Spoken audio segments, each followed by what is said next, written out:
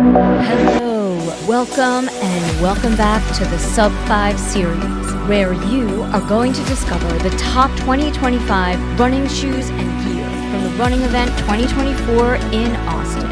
I'm your host, Marni Salup. Let's do this. All right, guys, we are here at the Adidas booth at the running event, and I am here with JT Newcomb, who's going to walk us through what's new and exciting at Adidas for 2025.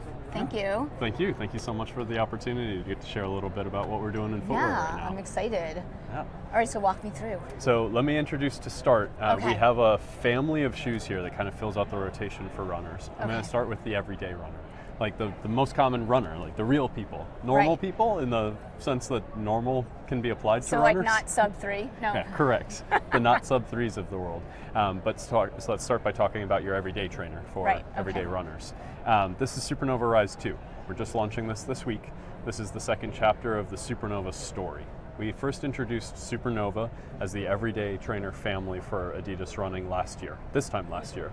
And we wanted to establish a group of shoes that stand for comfort and support. Okay. The second iteration of Supernova Rise is introduced with a new upper to address specifically the comfort of fit. We listened to runners, talked to them, and got feedback on how we had a great fit in Supernova Rise previously, but if we could do the same with less, it would be really ideal. Okay. So we've built a new upper with a lighter, softer mesh, a reconstructed heel, tongue, and eye stay pattern that reduces the weight of the whole shoe by 4%. Wow. Just coming from the upper. That's a lot. That's great. Beyond Supernova Rise 2, okay, what else is new in the lineup, which is very new, is the Adizero Adios Pro 4. This shoe made its debut at the Berlin Marathon very recently. I saw a lot of fast runners in that. A lot of fast runners. Also had a great weekend in New York quite recently. A lot of fast runners there as well. This is the fastest of our fast. Like Adizero Adios Pro 4 represents a pinnacle marathon racing product. We've built this shoe to help runners unlock their fastest, their absolute best, highest potential.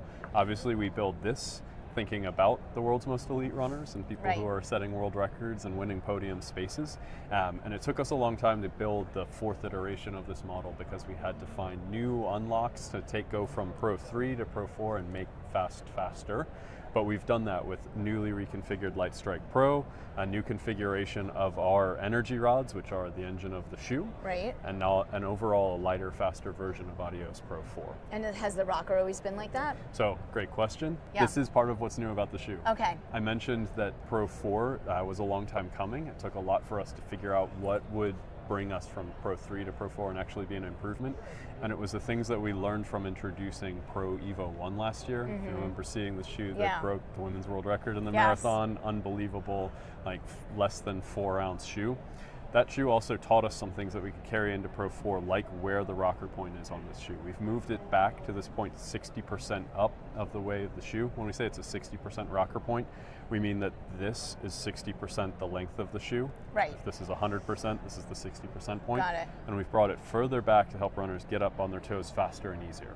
The whole idea of the shoe is to run more efficiently, and this gets you forward with less work. So do you feel like if you're a heel striker that it helps you kind of think about getting more on your forefoot and your midfoot? Yeah, this certainly will. I think that any shoe with this aggressive of a rocker is going to move you up onto your forefoot sooner. And the whole orientation, the whole setup of the shoe, between the geometry of Light Strike Pro and the placement of our energy rods, is going to encourage you to move forward. But even if you are a heel striker, you have that support under your heel. You just won't necessarily benefit from the speed unless you can shift your weight forward. It'll benefit you. It'll absolutely be your fastest day shoe. And in fact, if you are a heel striker, someone who's running at a little bit slower pace, with a longer cadence especially, like maybe less than 180 footsteps a minute. Most of us are taking 150, 160 footsteps a minute. You know, doing most of your training in a shoe like Rise means that heel strike is more protected, more stable and supported. So for race day, it's fine. But on race day, you can come into this space. I love about the shoe is that it has a really wide instep, which means that if you I talk to a lot of triathletes and they want a super fast shoe off the bike, but it's really hard to get your foot into something that has like a narrow entry point. So this is an amazing shoe. for that. I really appreciate you calling that out, because that is one thing about racing shoes. A common ask from runners is to have a gusseted tongue, so you have a more secure lockdown. Totally. But to get in and out of the shoe easily, whether it's mid-race or not, to get in and out easily is a chief concern for a lot of runners. So the light lock upper on Pro 4 is softer and more flexible than what we had on the predecessor model. So the overall design of this should make getting in and out super comfortable as well. That's awesome. I love it. Thank you for sharing that. I'm excited to try it. My absolute when pleasure. I start running again. All right. Very, very good. And then the next one. Yeah, I have one last shoe to share with you and talk a little bit about the Adizero EVO SL. Okay. This is a training companion to the Pro 4. Okay. Some shared design identities, and you should recognize, we mentioned the rocker points earlier, we talked about that, stack heights, Light Strike Pro foam. This is the essence of Adizero. Okay. Reduced to zero, light makes fast, making a shoe that helps unlock your fastest running. But it's something that's a little bit simpler than a Pro 4. We've taken the energy rods out of the shoe, and part of that comes from talking to runners that we do our testing with.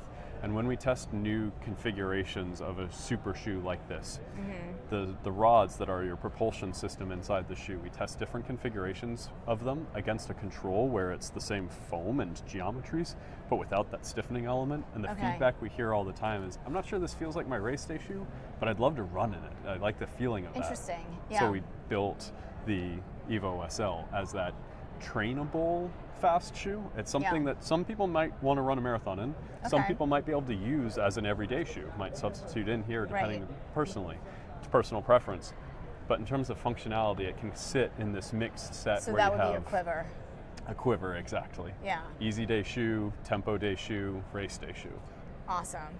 And what is the stack height for these? Just I don't know that you mentioned it. You might have. I don't think that I did yet. So the stack. So sorry. These are no problem whatsoever. So these are high stack super shoes. The stack height on the Adios Pro 4 is 39 millimeters at the heel. Okay. We have the same 39 millimeters in the Adizero EVO SL. That sits just as high, and it's a slight step down to 36 millimeters on the Supernova Rise. Okay. It's a little bit more traditional geometry. In terms of the offsets as well, we have 6, 7, and 10 millimeter offsets between the shoes for slightly different experiences as you run. So what does it feel like to run in this shoe? This shoe feels certainly fast. It's if the idea of fast is fun, it certainly feels fun. Okay. Because you feel propelled forward with the stiff carbon rods running through the shoe and that aggressive rocker point. It's really getting you up on your toes very quickly, and it really makes your run feel like something that's going to go somewhere in a hurry. And so does this have a similar feel as well? This has a similar feel, a little bit more natural without those carbon rods. It's something that has a lot of bounce and a lot of energy in the Light Strike Pro foam, but something that is very smooth. Right? As probably the characteristic that stands out most like to me that, when smooth. I run in it. Yeah. That's a word I would like to have when I'm running, right? Like I want to have a smooth, solid experience, almost like not noticing the shoe. Yeah, exactly. And that's something that we're really going for in this space. When we Awesome. talk about a companion shoe, a race trainer, smooth is good because you're doing a lot of these workouts where you're doing your like tempo efforts and fartleks and need to ease in and out of it comfortably. And when are these all out officially for sale? So each of these shoes, so we did super limited drops to debut Pro 4 and EVO SL around the Berlin Marathon. These are both going to come up more commercially available at retail at the end of this year as we start into 2025. Supernova Rise, we've just launched this week, but will go to retail on December 3rd. Okay, cool, awesome. What are you doing to run? Like, what's your running like? Are you a marathoner, ultra marathoner? I'm going to use the word unfortunately to say that I unfortunately am. I do identify as a marathoner. I do for some reason keep going back to it. And I love to run. I started running marathons after college. I ran Division III cross country and track. So I was not like fast. I was a Division III also ran at the back of the pack, but loved it, loved the lifestyle, and kind of that carried over into a lifelong love of the sport that keeps me going back to the marathon. And what's your role at Adidas? My role at Adidas is I'm category director for running footwear. Okay, awesome. And what's your next race? I don't know yet. I think probably the Berlin half in April. Okay. Oh, that's cool. Do you do a lot of half marathons? I do. Honestly, it's the one that I think is my best race and my favorite event. Yeah, me too. I love half marathons. Yeah. But I want to start getting into marathons. You know, I've been doing 70.3. I've done like at least 30 half marathons, but like, oh, very cool.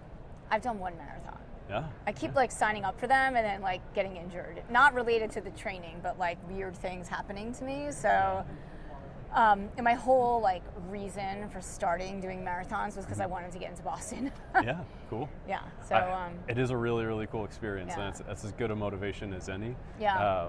I get it. It sounds like you've run more half marathons than I have. Yeah, I don't know. Yeah. But I love the distance of the half, but the marathon, there's something like literary, like romantic about it in a literary sense. Like there's a draw to the marathon that is special. Yeah, it's like mental too, yes. right? Like the half is kind of quick. It's like it's more of like a running thing, and I feel like a marathon is more of like an overall journey and experience. I don't know if that's because it takes me so long to do it, or journey's a good word. I might call it a test. Like, a test. It's certainly something. Yeah, totally. All right. Well, this has been awesome. I know everyone's like limited on time, so thank you so much for dropping into the Sub 5 series on YouTube on the Marni On The Move podcast. It was great to meet you. It's a tremendous pleasure. Thank you so much for your time and the opportunity to talk shop with you. Awesome.